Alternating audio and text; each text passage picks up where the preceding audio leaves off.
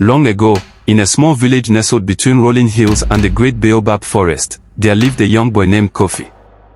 He had lost both his parents at a tender age, leaving him to fend for himself in a world that often seemed unkind. Despite his hardships, Kofi possessed a heart as vast as the sky, filled with kindness and generosity. Kofi's days were spent doing odd jobs around the village, fetching water, gathering firewood, and running errands for the elders.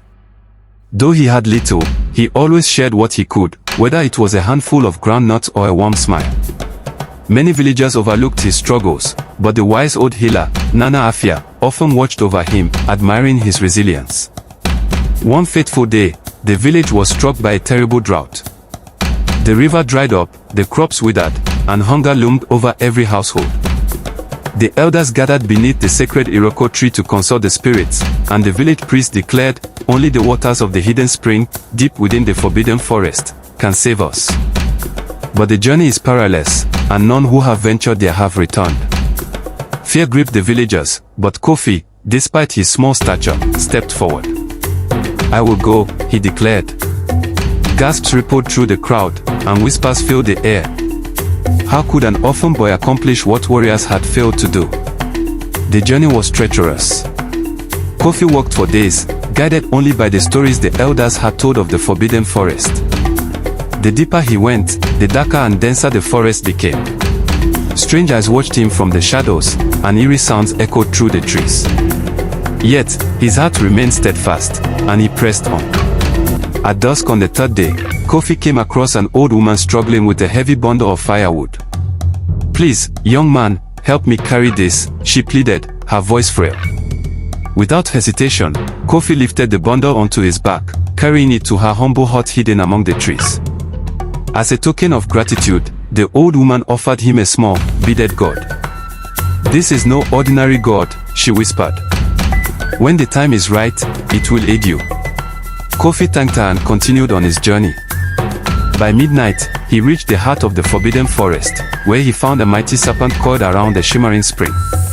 Its scales glistened like polished ebony, and its eyes burned like embers. "Who dares approach the hidden spring?" the serpent hissed, its voice rumbling like thunder. Kofi stepped forward, his voice steady. "I seek water for my village. We suffer from drought, and without it, my people will perish." The serpent studied him for a long moment before laughing, a chilling, echoing sound. "Many have come before you, but none have left with the water. Why should I grant it to you?"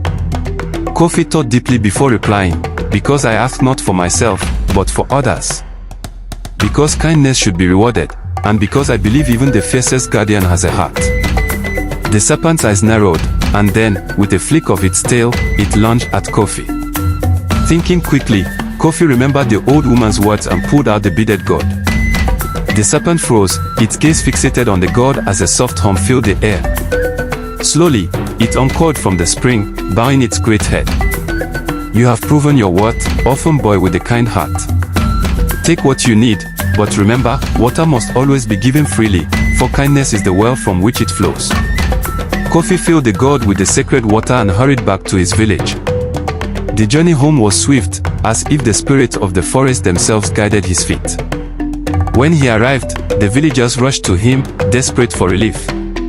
With great reverence, he poured the water into the village well, and as soon as the first drop touched the earth, dark clouds gathered overhead.